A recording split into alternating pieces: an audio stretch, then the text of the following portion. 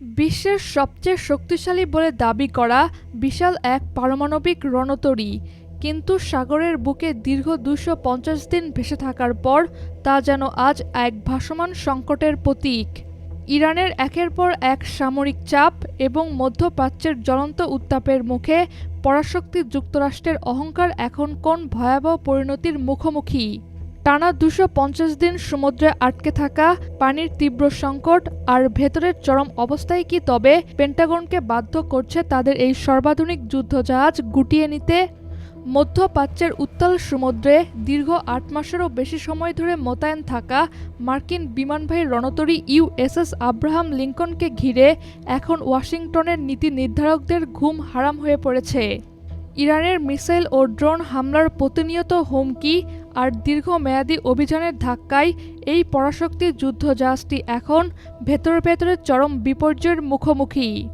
জাহাজের ভেতরে পানীয় জলের ঘাটতি, পয়ঃনিষ্কাশন ব্যবস্থার যান্ত্রিক ত্রুটি এবং সীমাহীন মানসিক চাপ মার্কিন সামরিক কর্মীদের ঠেলে দিয়েছে এক মনস্তাত্ত্বিক ও শারীরিক সংকটের মুখে।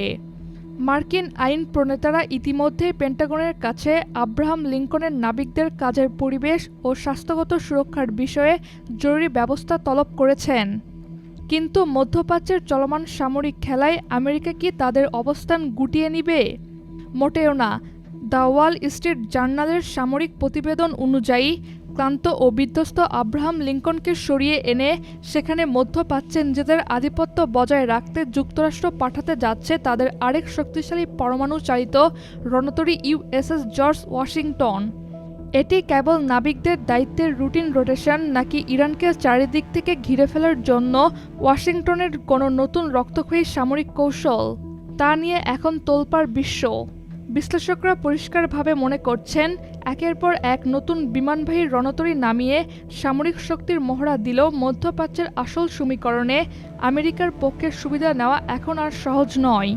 ইরানের কৌশলগত পাল্টা আক্রমণ আর প্রতিরক্ষামূলক অবস্থানের কারণে মার্কিন নৌবাহিনীর সেই একচ্ছত্র প্রভাব আজ মারাত্মক চ্যালেঞ্জের মুখে পড়েছে।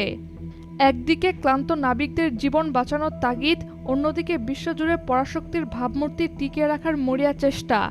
সব মিলিয়ে মধ্যপ্রাচ্যের উত্তাল জলসীমায় একের পর এক রণতরী পরিবর্তন করে মার্কিন যুক্তরাষ্ট্র কি তাদের নিয়ন্ত্রণ ধরে রাখতে পারবে, নাকি ইরানের এই টানা চাপের মুখে তাদের শক্তি প্রদর্শন শেষ পর্যন্ত এক ব্যর্থ সামরিক প্রচেষ্টায় রূপ নেবে?